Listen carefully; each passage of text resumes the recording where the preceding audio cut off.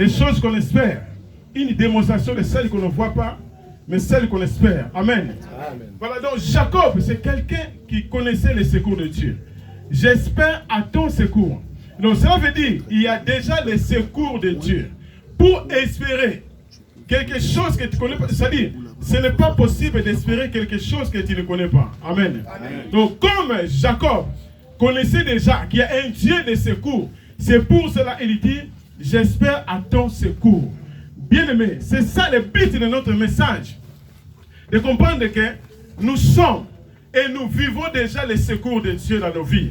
Est-ce que quelqu'un peut dire Amen? Amen. C'est-à-dire, avant que nous demandions même ce secours, nous vivons déjà les secours de Dieu. Les secours de Dieu est déjà à nous. Les secours de Dieu est caractérisé en trois choses. Le secours de Dieu est caractérisé par son assistance, par son aide et son intervention. Quelqu'un peut dire Amen. Bien aimé, même si vous n'avez pas encore demandé le secours de Dieu, mais Dieu nous assiste déjà. Dieu nous aide déjà. C'est-à-dire, dans l'aide de Dieu, Dieu il nous soutient. Dieu il nous fortifie pour que nous ne tombons pas dans le péché, pour que nous ne retournons pas dans le monde, pour que nous ne faillissions pas. Amen. Pour que nos foi ne faillissent pas. Dieu il est là pour nous aider. Et s'il s'agit d'intervenir, Dieu intervient, sans que nous le sachions. Peut-être on peut dire à Dieu merci parce que Dieu m'a fait grâce. Mais en réalité, c'est le secours de Dieu. Mais c'est Dieu qui intervient dans nos vies. Amen. Amen. Est-ce que quelqu'un peut dire Amen le plus fort? Amen. Voilà. Le secours de Dieu, voilà, comme je disais, le secours de Dieu est caractérisé en trois choses. Son assistance, son aide et son intervention. Même si vous passez des moments des épreuves, le secours de Dieu est là. Même si vous êtes malade, même si vous n'avez pas des enfants, le secours de Dieu est là. Le problème, c'est le problème de temps et de connaître que si j'ai besoin de quelque chose, il faut que je fasse appel au secours de Dieu. Amen. Amen. Même si vous passez dans les vallées de l'ombre de la mort, le secours de Dieu est là. Oh. Il s'agit seulement de temps et Dieu va intervenir. Même si vous ne demandez pas, mais Dieu il est là pour nous secourir. Amen. Amen. Voilà. Même si vous parcourez le long des chemins, vous savez, quand je méditais ce message, il y a des longs chemins. Il y a des chemins que Dieu nous conduise. On appelle ça le long chemin de la volonté de Dieu. C'est-à-dire, les enfants d'Israël, il y avait un chemin, quand Dieu a délivré les enfants d'Israël, il y avait un chemin court jusque pour arriver à Canaan. Mais Dieu a changé ça. Dieu les a amenés dans un long chemin. C'est-à-dire, le chemin de la volonté de Dieu. Parce que s'il les a menés dans un chemin court, peut-être ils pouvaient se repentir et retourner à l'Égypte. Mais Dieu les a amenés dans un long chemin. Peut-être dans votre vie, vous passez un chemin trop long. Mais il y a toujours le secours de Dieu. Quelle que soit la durée de la nuit, le soleil apparaîtra toujours. Amen. Même si vous passez un tunnel très long, au bout du tunnel, il y aura toujours un secours. Amen. Amen. Car moi, j'ai passé de longs chemins avec Dieu, mais ce n'était pas dans ma volonté.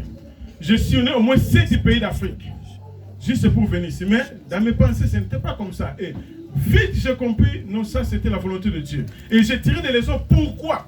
À chaque problème dans nos vies, il faut tirer les leçons. Pourquoi Dieu a permis? Pourquoi Dieu a permis cela? Et quand je méditais, le Saint-Esprit m'a convaincu pour mon frère Jean-Jacques. Et quand je médite ce message, le long chemin souvent que Dieu permet, selon sa volonté, j'ai passé à mon frère Jean-Jacques. Il a passé un long chemin, mais Dieu était son secours. Mais si nous le voyons vivant comme ça, parce que Dieu l'a secouru. C'est Dieu qui est intervenu malgré nos prières.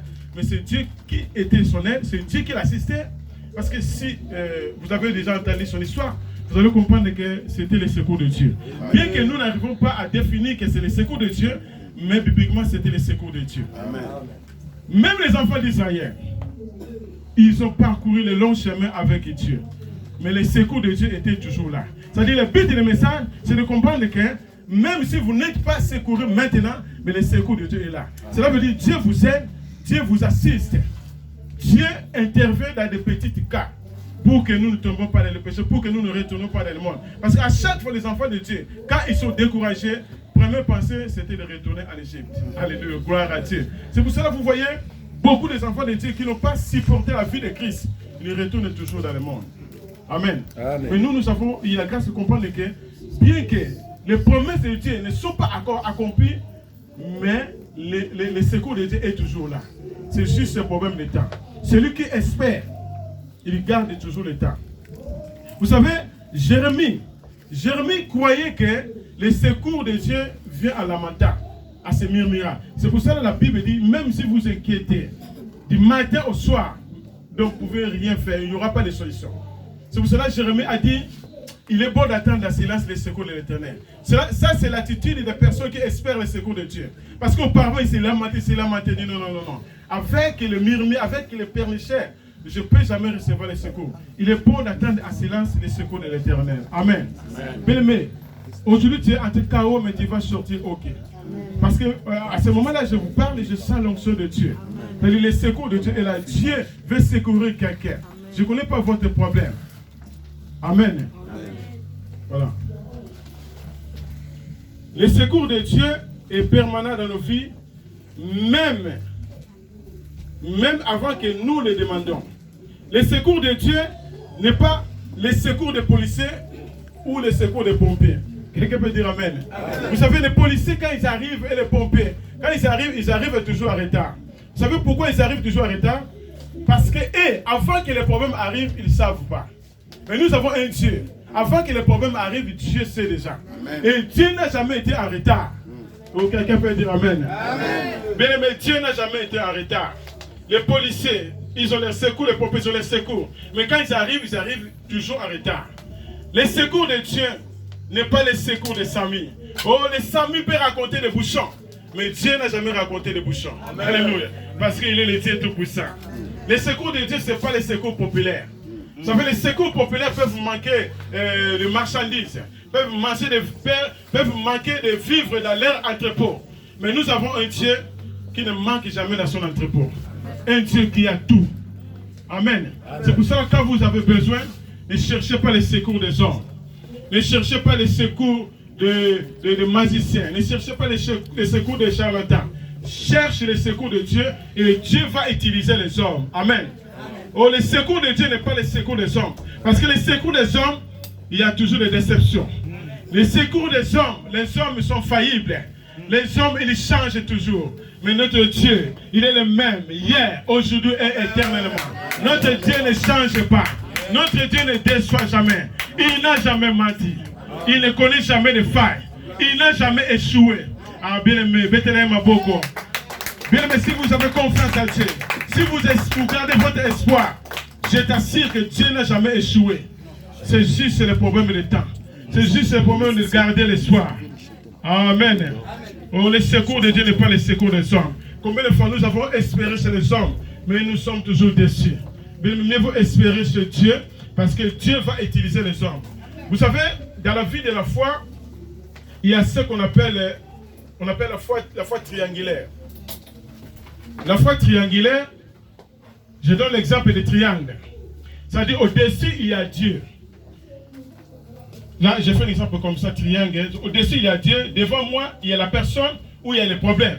Donc, il faut regarder Dieu. Il faut chercher le secours de Dieu et Dieu va descendre pour donner la solution. Amen. Amen. Voilà, le secours de Dieu est permanent dans nos vies. Dieu est là pour nous secourir. Dieu est là pour nous aider. Dieu est là pour nous assister. Amen. Amen. Le secours de Dieu, c'est comme un ici de secours. Amen. Amen. Gloire à Dieu. Merci Saint-Esprit. Vous savez, ici, il n'y a pas de secours. Il n'y a pas d'ici de secours. Vous savez, l'ici de secours, il est toujours permanent. Et quand vous regardez bien dans des bâtiments, dans des magasins, dans les supermarchés, dans les hôpitaux, l'ici de secours est toujours installé en haut et éclairé. Gloire à Dieu. On les place toujours en haut et éclairé. C'est-à-dire, s'il y a un incendie, s'il y a un incident, alerte générale, pour se sauver, la première chose, il faut regarder l'ici de secours. Est-ce que quelqu'un comprend? C'est le Saint-Esprit, j'ai dit gloire à Dieu. C'est-à-dire, ici les secours, on ne va pas l'installer avant l'incident, avant l'incendie. Il doit être déjà là. Gloire à Dieu. Donc le secours de Dieu est là. Bien que vous n'avez pas compris, mais le secours de Dieu, Dieu nous a aidés dans plusieurs choses. Vous savez, peut-être votre âme était réclamée cette année. Mais Dieu vous a secouru sans le savoir. Ah, je suis arrivé à fin de l'année 2019. Mais c'est le secours de Dieu. Dieu vous a aidé. Dieu vous a intervenu. Amen. Amen. L'ici, les secours. on les met toujours en haut. Pas en bas. C'est rare que je les vois en bas. Toujours en haut. Donc pour sortir, pour se sauver, sortir sain et sauf, il faut les chercher. 3 choses. Il faut les regarder là où se trouve. 2, il faut suivre sa direction. 3, il faut respecter les consignes. Papa Tripoli sait ce que je dis. Ouais. Amen. Ça fait partie de la sécurité. Il faut respecter les consignes. Les consignes, ce n'est pas prendre l'ascenseur. Amen. Amen. Donc si vous prenez l'ascenseur, vous êtes bloqué. C'est pour ça que vous voyez dans nos vies les enfants de Dieu. Gloire à Dieu. Les enfants de Dieu, c'est le peuple de Dieu, c'est le peuple tout puissant. S'il y a beaucoup de choses que nous n'arrivons pas à glorifier Dieu, parce que nous ne regardons pas Dieu, nous ne suivons pas sa direction, nous ne respectons pas les consignes. Amen. Amen. Est-ce que quelqu'un comprend? Amen. Si vous dites non, je vais chercher les secours selon moi-même. Vous voyez les consignes, vous voyez la direction, les flèches ici, les secours. Vous dites non. Moi, je vais suivre ma propre chemin. Je crois que vous connaissez le résultat.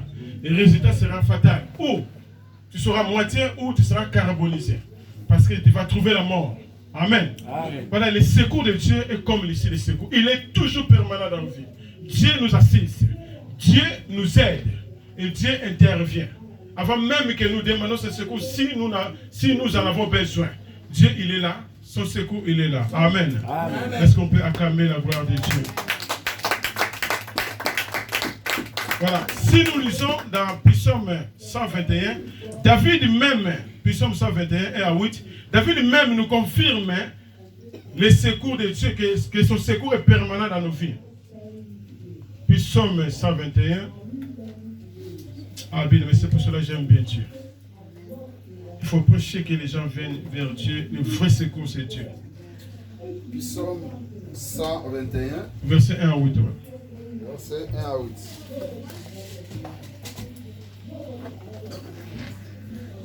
Cantique de degrés.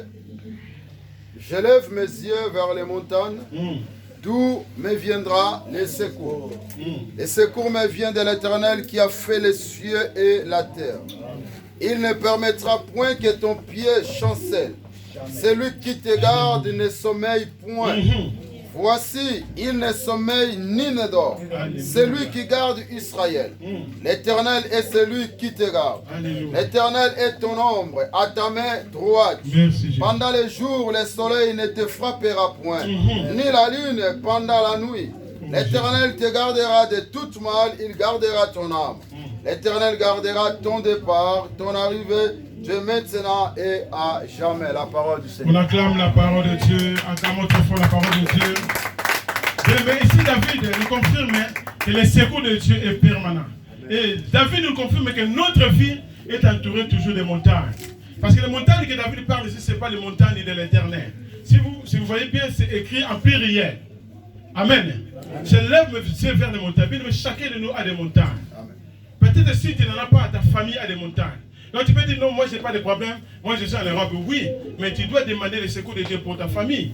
Amen. Amen. Que Dieu intervienne pour ta famille parce que ta famille il passe à un moment de montagne. Je lève mes yeux vers les montagnes, Dieu me viendra le secours. Non, le secours me vient de l'Éternel, qui a fait les cieux et la terre. Il ne permettra pas que ton père chancelle. Comme je vais le dire, peut-être au gloire à Dieu. Vous savez l'histoire de Pierre. Un jour, Jésus a dit à Pierre, tu sais que Satan t'avait demandé pour criber, écoutez bien, pour criber ta foi. Imaginez, vous prenez l'exemple de si on cribe quelqu'un avec des balles, avec un revolver. Maintenant, Jésus, ce n'est pas les disciples. Jésus dit à Pierre, tu sais que Satan t'avait demandé pour que je cribe ta foi, mais moi j'ai prié pour toi, pour que ta foi ne défaille pas. Donc cela veut dire, Dieu, comme ce secours est permanent, il ne permettra pas que nos pères chancellent.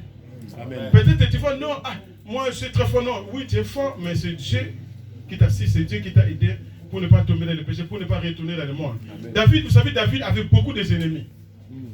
En commençant même dans sa famille, son fils Absalom, pour ceux qui lisent la Bible. Vous savez, gloire à Dieu. David avait son fils Absalom, et la Bible dit, les cheveux de son fils Absalom, et David pesait le même poids avec les cheveux de son fils. Vous imaginez l'homme selon le cœur de Dieu. Mais il avait le même poids avec les cheveux de son fils. Et maintenant son fils, il le cherchait pour le tuer. Amen. Et si vous voyez la vie de David, depuis l'époque de Saoul, sa vie était toujours combattue. Mais comme il reconnaît que Dieu est son secours, dont le secours vient que l'Éternel, il ne permettra pas que ton peuple chancelle. Et Dieu, à cause de ce secours, il te gardera de tout mal. Amen. Vous imaginez? Dieu te gardera de tout mal. Il gardera ton âme. Peut-être cette année, ton âme était réclamée. Toi, tu ne sais pas, non, je suis en Europe, tu danses, tout ça, mais ton âme était déjà réclamée. Mais or, le secours de Dieu est là. Dieu a gardé ton âme. Dieu te gardera de tout mal. Et en plus, il ne sommeille jamais ni ne dort. Vous imaginez, j'avais dit, quand j'étais au pays, je faisais l'évangélisation, j'avais dit à une maman, tu te réjouis parce que Dieu t'a donné un enfant. Mais est-ce que tu peux faire un exercice un jour, de faire l'effort d'assister ton fils du matin du soir au matin sans dormir, surveiller ton fils? Elle dit non papa, c'est possible. Mais c'est ton fils, tu peux tout faire. Tu es là, tu le surveilles pendant qu'il est endormi. Il dit non, c'est possible. Mais la Bible dit il ne sommeille jamais ni ne dort. Ça c'est l'assistance de Dieu. Pendant que tu es là, tu es dans le ronflement. Mais Dieu là, il te surveille. Et nous lui avons rien donné et nous lui avons rien demandé. Mais il est là, il surveille nos sommeils. Oh, gloire à Dieu. Il ne sait pas combien de mille pattes t'ont passé sur le corps. Alléluia. Amen. Tu ne sais pas même s'il s'est passé dessus de ton corps. Tu ne sais même pas. Mais le matin, tu te réveilles. Ah, merci mon Dieu. Oui, parce que Dieu t'a assisté. Il ne sommeille jamais ni ne dort. C'est ça le secours de Dieu. C'est ça l'intervention de Dieu. Son assistance, son aide. Il est là pour intervenir en cas de danger. S'il y a quelque chose qui vient pour tourmenter ta vie, il est là pour intervenir. Amen. Et la Bible dit, il gardera ton départ et ton arrivée. Mais combien de fois tu as raté des accidents? Non, moi je sais bien conduire. Oui, c'est Dieu qui t'a intervenu. Amen. Parce que tu n'as pas trouvé, même si tu as eu des accidents, mais Dieu t'a sauvé, tu n'as pas trouvé la mort. Mais combien de fois on a des maladies, combien de fois pas même de le prendre, on est guéri. C'est vrai. On ne peut pas dire que le médicament est fort. Non, c'est juste l'assistance de Dieu. C'est Dieu. Sauf que moi, j'avais l'habitude, en connaissant le secours de Dieu, j'avais l'habitude, même si le médecin me donne quoi? L'ordonnance. Il dit non, ça, il ne faut pas acheter le similaire. Je dis ok, merci. Mais quand je vais aux pharmacies, je dis non. Si je n'ai pas de moyens, je vais acheter les similaires et je vais prier pour ça. Je vais demander la puissance de Dieu sur ces médicaments et je vais te guérir. Et j'utilise ma foi. Amen. C'est ça le secours de Dieu. Amen. Amen. Ça, je suis juste à l'introduction que le Saint-Esprit m'aide pour finir mes messages. Et pour finir mon introduction, même Samuel, 1 Samuel chapitre 7, verset 12, Samuel nous le confirme. Samuel a dit Ebenezer. Qu'est-ce que signifie Ebenezer? Ceux qui lisent la Bible. Apôtre Jérémie sait déjà. Qu'est-ce que signifie Ebenezer? Hein? Oh, Dieu m'a secouru. Jusqu'ici, l'Éternel m'a secouru. Cela veut dire que Samuel reconnaît que non, si on a vaincu les Philistins, c'était le secours de Dieu. Mais jusqu'ici, le Seigneur t'a secouru. On est arrivé à la fin de l'année 2019. C'est le secours de Dieu. Et 2020, nous allons entrer aussi par le secours de Dieu au nom de Jésus. Et si tu crois, dis merci Jésus. Merci. Je vais entrer 2020 à cause de ton secours. Voilà. Si il nous a secouru jusqu'ici, pourquoi il ne va pas le faire pour que nous puissions entrer 2020 et finir encore 2020 en beauté? Amen. Voilà le secours de Dieu. Voilà, nous allons entrer maintenant notre message. Ésaïe chapitre 41. En sachant toujours que le secours de Dieu est présent. Le secours de Dieu est là déjà.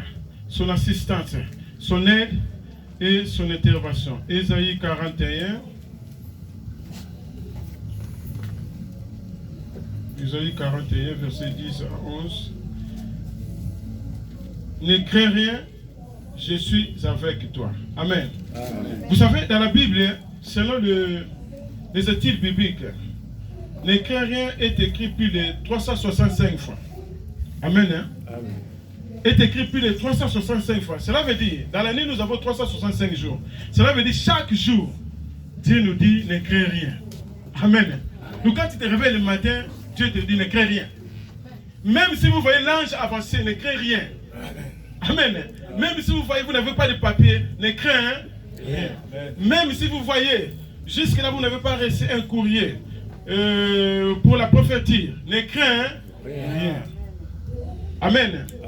Ne crains rien car je suis avec toi. Et dans ce verset, nous allons parler de 3 points. Nous allons parler de 3 points. Premier point, nous allons parler de la responsabilité de Dieu.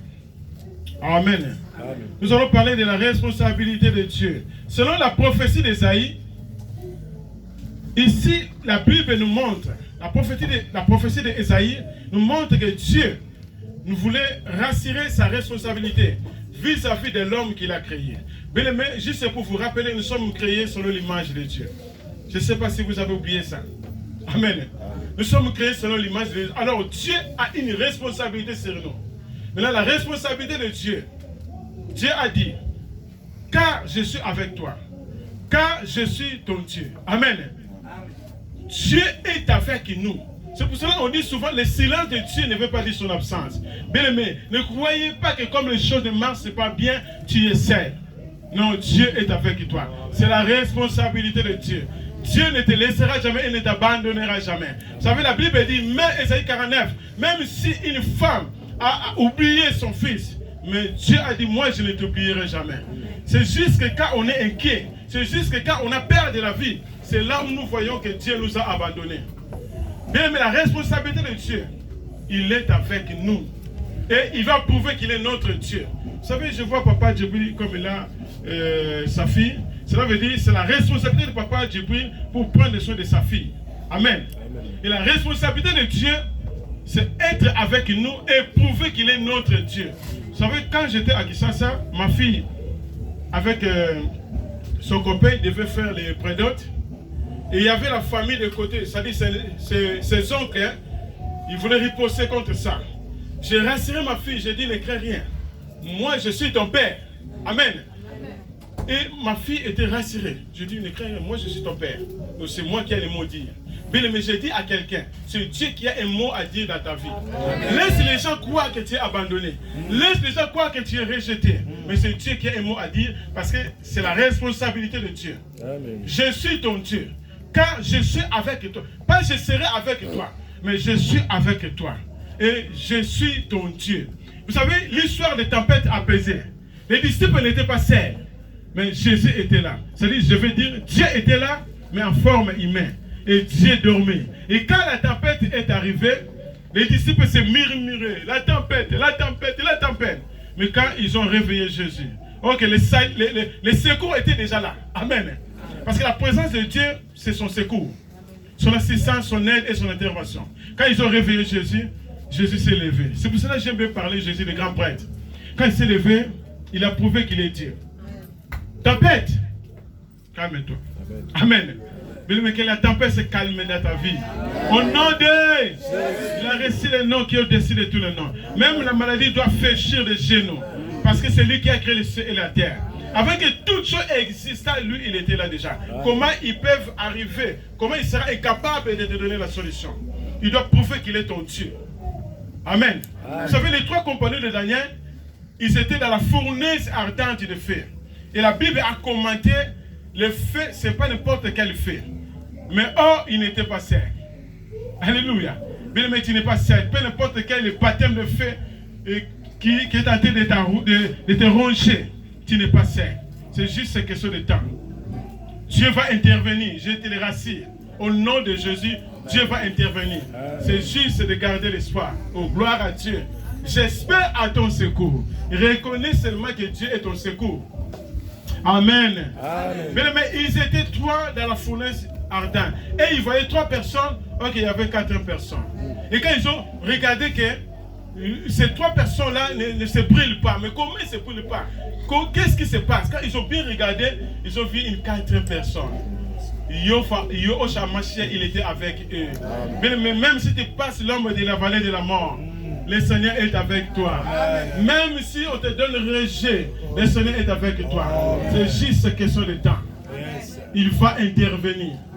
Il va intervenir au nom de Jésus. Et ils ont vu, quand ils sont sortis sains et saufs, même pas odeur de fumée. Oh, gloire à Dieu. Bien, Dieu est merveilleux. Dieu est tellement puissant. Et même si vous voyez l'histoire de Daniel, Daniel, il était... Et si vous voyez bien l'histoire de toutes ces personnes-là, ils avaient toujours des ennemis. Ils avaient toujours des ennemis. Mais leur force, c'était quoi? C'était une vie de prière, c'était une vie de louange et d'adoration. Amen. Amen. Est-ce que quelqu'un comprend cet après-midi? Amen. Amen. Daniel, au fosse au lion, tranquille. Il avait confiance en Dieu.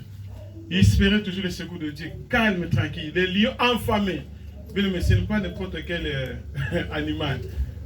Animaux sauvages. Les lions très affamés, mais le lion ne peut même pas approcher Daniel parce qu'il n'était pas seul. Il était avec le Créateur, celui qui a créé les animaux. Amen. Amen. Celui qui t'a créé à son image. Donc il ne peut pas te laisser comme ça. Il ne t'abandonnera jamais. Vous savez, même Hébreux 13, 5 a dit, ne te livre pas de l'amour de l'argent, mais contentez-vous de ce que vous en avez, car Dieu lui-même a dit, je ne te laisserai pas et je ne t'abandonnerai point. Amen. Amen. Sauf qu'il faut enlever les inquiétudes, il faut enlever la peur, il faut éviter de regarder les circonstances. Amen. Amen. Et nous connaissons bien l'histoire, Daniel était sorti sain et sauf. Et par les secours de Dieu, c'est Dieu qui a intervenu. Amen. Voilà, la responsabilité de Dieu, c'est être avec nous et prouver qu'il est Dieu. En cas de nécessité, Dieu va prouver qu'il est Dieu. C'est pour ça que vous allez voir une femme qui n'a pas de trompe, mais après quelques années, il a eu des enfants.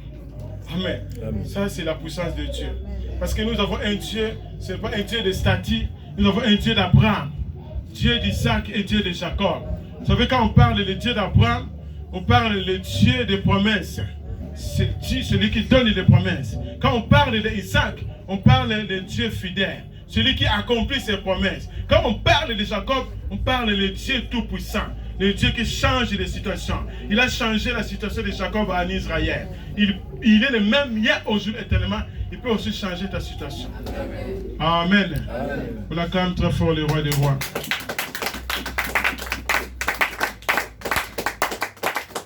Mais le silence de Dieu ne veut pas dire son absence. Dieu, il est toujours là. Ne crée rien. Ne crée rien. Amen. Et deuxième point, pour avancer, la responsabilité de l'homme vis-à-vis de son Dieu, de son Créateur. Bien aimé, nous avons aussi notre responsabilité vis-à-vis de Dieu, le Dieu qui nous a créés. Mais notre responsabilité, c'est quoi? Dès le matin, bien aimé, dès que nous nous réveillons, nos regards doivent fixer vers Dieu. Amen. Amen. Nous devons fixer notre regard vers Dieu. Vous savez, il y a une différence entre fixer les regards et regarder. Regarder, c'est passager.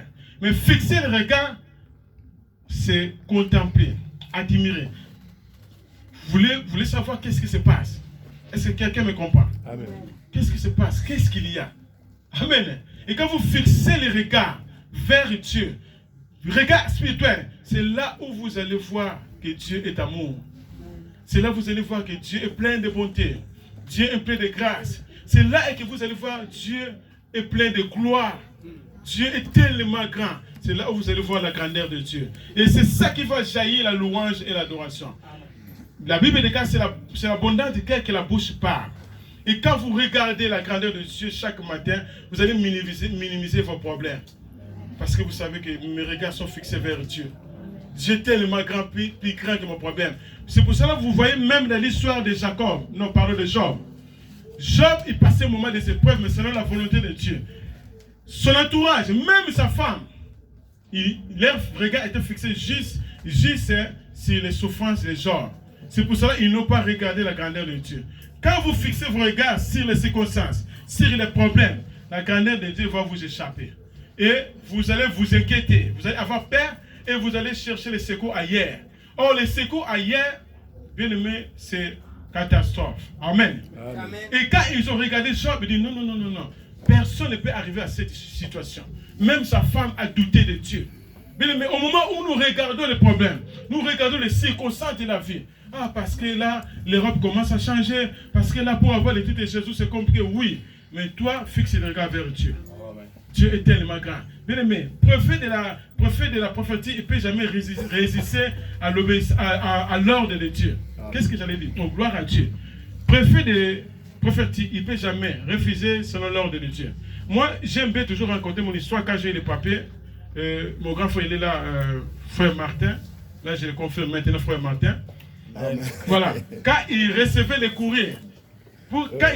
courrier, il m'a dit, Là, j'ai reçu un courrier pour toi. C'est écrit urgent, urgent. Ah, j'ai dit gloire à Dieu. Cela veut dire, c'est l'intervention de Dieu. C'est Dieu qui touchait leur cœur afin qu'il me demande des papiers à faire ou renvoyer urgent, urgent. Bien aimé, quand Dieu veut faire quelque chose dans ta vie, toutes les choses deviendront urgentes. Amen. Amen. Et je le souhaite que cela devienne maintenant pour ta vie au nom de Jésus. Amen. Si vous avez besoin de toutes les séjours, que ce soit urgent. Amen. Que cette année ne finisse pas au nom de Jésus. Ah, Dieu est tellement bon. Bien aimé, il faut fixer le regard vers Dieu. Quand vous allez fixer le regard vers Dieu, regard spirituel, vous allez voir son amour. Et Dieu aussi va vous regarder. Il voit vos visages pleins d'amour, pleins d'espoir. Et c'est là qu'il va jaillir l'adoration. La louange. Et Dieu sait mener les louanges. Au cas où Dieu sait mener les louanges, Dieu peut vous secourir, même si vous n'avez pas demandé. Parce que quand il a siégé, il sait déjà que vous avez besoin de quelque chose. Et Dieu peut vous secourir sans même demander son secours. Parce qu'il sait mener les louanges. Bien aimé, fixez les regards vers Dieu. Ne regarde pas les circonstances de la vie. Ne regarde pas les montagnes. Parce que quand vous regardez les montagnes, la grandeur de Dieu va vous échapper. C'est pour cela, Éliou, pour ceux qui lisent la Bible, Éliou, c'est le vrai ami de Job. Quand tout le monde était contre Job, même sa femme dit non, insulte ton Dieu. Dieu ne peut jamais faire quelque chose. C'est pour cela qu'il faut faire gaffe. Quand quelqu'un souffre, il faut faire gaffe. Amen. Amen. C'est vrai, tous on n'est pas d'accord si quelqu'un souffre, mais on ne sait jamais. Non, Job, non. Toi, qui crains Dieu, qui marche à la volonté de Dieu. Non, ça, ce n'est pas Dieu. Peut-être que c'est les sorciers. Amen. Mais c'était une preuve selon la volonté de Dieu pour prouver à Satan que Job, il est fidèle. Mais Éliou, il a dit non. Dieu est grand, mais sa grandeur nous échappe. Même les enfants d'Israël, quand ils étaient devant la mer Rouge, quand ils ont regardé la mer Rouge, ils ont oublié que c'est Dieu qui les a délivrés. Mais quand ils ont regardé la mer Rouge, ils ont dit non, c'est fini. Nous sommes morts, c'est fini pour nous. Or, comme on dit à Lingala, Amen. Bien-aimés dans le Seigneur, fixons nos regards vers Dieu. Amen. Dieu est grand, mais sa grandeur nous échappe. Quand nous regardons le problème, la grandeur de Dieu va nous échapper. Et nous allons nous inquiéter. Et quand nous nous inquiétons, et quand nous avons des inquiétudes, c'est là où nous allons désespérer. Et quand nous désespérons, c'est là où nous allons nous décourager. Et quand nous nous décourageons, c'est l'incrédulité qui va s'installer. Amen. Amen. L'incrédulité, ça dit c'est une vie de doute. Donc tu ne sais jamais si Dieu va faire quelque chose. Donc tu commences à vivre dans les doutes. Est-ce que vraiment, comme moi auparavant, je dis, est-ce que vraiment un jour je peux avoir un titre de séjour? Parce que je ne vois rien venir. Amen. Je ne vois rien venir. Je vais commencer où? Parce que les avocats m'ont dit, toi il faut rester comme ça. Tu ne vas rien faire jusqu'à la dernière une année. Amen. Je dis, bon, c'est pas grave. Je vais toujours garder l'espoir. Comme Dieu m'a mené ici, lui-même sait. Lui connaît nos chemins. Amen. Voilà. Il y a une histoire toujours selon le deuxième point. Marc chapitre 9, verset. Marc chapitre 9. Nous allons lire verset 21 à 25. L'histoire est tellement longue, mais on va juste parler de ce qui est important. Marc chapitre 9, verset 21 à 25. Ça, c'est très important. J'aime bien cette histoire. Marc chapitre 9, verset 21 à 25. Marc chapitre 9, verset 21 à 25. Je lis au nom du Seigneur Jésus-Christ. Amen. Jésus demanda au Père, combien y a-t-il de temps que cela lui arrive? Depuis son enfance, répondit-il. Et souvent l'Esprit a jeté dans le feu et dans l'eau pour les faire périr. Mais si tu peux, quelque chose, viens à notre secours et compassion de nous. Jésus lui dit, si tu peux, tout est possible à celui qui croit. Aussitôt le père de l'enfant s'écria, je crois, viens au secours de mon incrédulité. La parole du Seigneur. Amen. Amen. Mais j'aimerais bien que nous puissions comprendre cette histoire, c'est toujours lié au deuxième point. Cet homme, il était tellement incrédule. Amen. Il était tellement incrédule. C'est-à-dire, dans sa vie, il avait son fils qui était malade.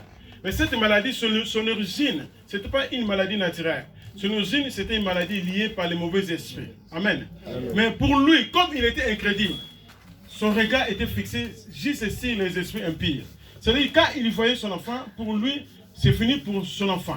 C'est-à-dire, ce monsieur, il a perdu beaucoup de temps pour le salut de son fils. Si vous lisez bien la Bible, Jésus lui a dit, verset 21, Jésus lui dit, non 21, Jésus demanda au Père, combien y a-t-il de temps que cela lui arrive? Amen. Amen. Combien y a-t-il de temps cela lui arrive? Le Père répondit, depuis son enfance. Cela veut dire, depuis son enfance. Si cet enfant n'a pas réussi la délivrance, parce que son père était incrédule. Est-ce que quelqu'un comprend? Amen. Depuis son enfance. Vous voyez beaucoup de choses que nous n'arrivons pas à trouver la solution parce que nous sommes incrédules. Nous menons une vie de doute. Nous regardons toujours les problèmes. Vous regardez toujours les rois. Vous regardez toujours ce que les médecins ont dit. Et ça crée une incrédulité dans votre vie. Et ça empêche Dieu d'intervenir. Est-ce que quelqu'un comprend? Amen. Depuis son enfance. Donc, le problème, ce n'était pas maintenant le fils, mais le problème, c'était maintenant son père. Son père qui devait déclencher les miracles dans la vie de son fils. C'est lui qui devait demander les secours de Dieu pour son fils. Seigneur, viens au secours de mon fils. Interviens, parce que moi, je ne peux pas. Mais comme il était incrédule, il ne peut jamais rien faire. Mais comme Dieu est tellement bon, les disciples passaient et il a invité les disciples de prier pour son fils. Les disciples aussi étaient des incrédules. Bien aimé. C'est vrai, on peut être des hommes de Dieu, on peut être des enfants de Dieu, mais il y a des moments où on devient des incrédules. Amen. Ce n'est pas qu'ils étaient des faux disciples, mais à cet stade-là, ils étaient incrédules. Peut-être ils regardaient l'état de l'enfant. Ils disaient non, ça c'est impossible. Mais or que c'était possible. Amen. Maintenant, quand il a répondu à Jésus, bien, écoutez bien, Jésus lui dit, c'est lui qui a dit à Jésus, verset 22 à la fin, et souvent l'esprit là jeté dans le feu et dans l'eau pour les faire périr, mais si tu paies quelque chose, ça c'est une gaffe. Mais là il dit à Jésus, si tu paies quelque chose, cela veut dire il minimise Jésus. Si tu paies quelque chose, viens à notre secours. C'est pour cela que vous voyez la réponse de Jésus, je ne sais pas, ça c'est mon commentaire, je ne sais pas si Jésus était fâché. Jésus lui dit, si tu paies, tout est possible à celui qui croit. Là le bananinga. Donc, à ébisi Yesu, so il y a pas au coca, il y a au big samoa. Amen. Yesu ébisi, so qui n'a qu'au coca. Il y a un moment où Yesu ébisi, Yesu comme, yo, so il y a au coca. Tout est possible. C'est pour ça que tout est possible à celui qui croit. Donc, cela veut dire, ces messieurs ne croyaient pas. Ces messieurs étaient incrédules. Ils ne croyaient pas qu'il y a le secours de Dieu. Oh, gloire à Dieu. Ils ne croyaient pas. Jésus lui a dit, tout est possible à celui qui croit. Maintenant, quand il a réussi la guérison, écoutez maintenant sa réponse. Aussitôt le père de l'enfant s'écria, je crois, viens au secours de mon incrédulité. Bien aimé, il faut croire. Amen. Amen. Amen. Manifeste présence. Maintenant, ça dit, les gens pour rien. Voilà pourquoi les gars pour rien. Pour que solution soit là. Amen. Je crois, viens au secours de mon incrédulité. Ça veut dire, moi n'a pas canalité. Mais bien ça n'a pas. Parce que les incrédules. Parce que les gens sont bas. Amen. Oh, gloire à Dieu. Viens au secours de mon incrédulité. Jésus voyait accourir la foule, menaçant l'esprit impie et lui dit, esprit muet et sourd, je te l'ordonne, sors de cet enfant et n'y rentre pas. Voilà pourquoi il y a d'autres problèmes, on ne trouve pas les solutions parce qu'il y a l'incrédulité. Il y a les doutes, il y a des gens qui sont insensés. Ils croient, comme la Bible dit, ils ne croient pas qu'un jour, ils peuvent voir la main de Dieu. Mais on vient, on prie, on prêche, mais les gens sont incrédules. Comme il n'a pas les enfants, comme il n'a pas de toutes les choses, comme il n'a pas les maisons, donc il est devenu incrédule. Il ne croit pas qu'un jour Dieu peut les secourir. Amen. Et des gens comme ça, il faut que Dieu nous révèle parce qu'on va passer beaucoup de temps à l'église. Et on va même minimiser l'onction des hommes de Dieu. Je crois, à mon avis, même si la Bible n'a pas écrit ça, je crois que ces disciples-là, alors les disciples, bam, bam, amen. Ok, c'est lui qui avait des problèmes. Amen. C'est pour cela que quand on prie pour quelqu'un, on demande d'abord, est-ce que tu crois? Tu as la foi? Est-ce que tu crois que Dieu peut faire quelque chose?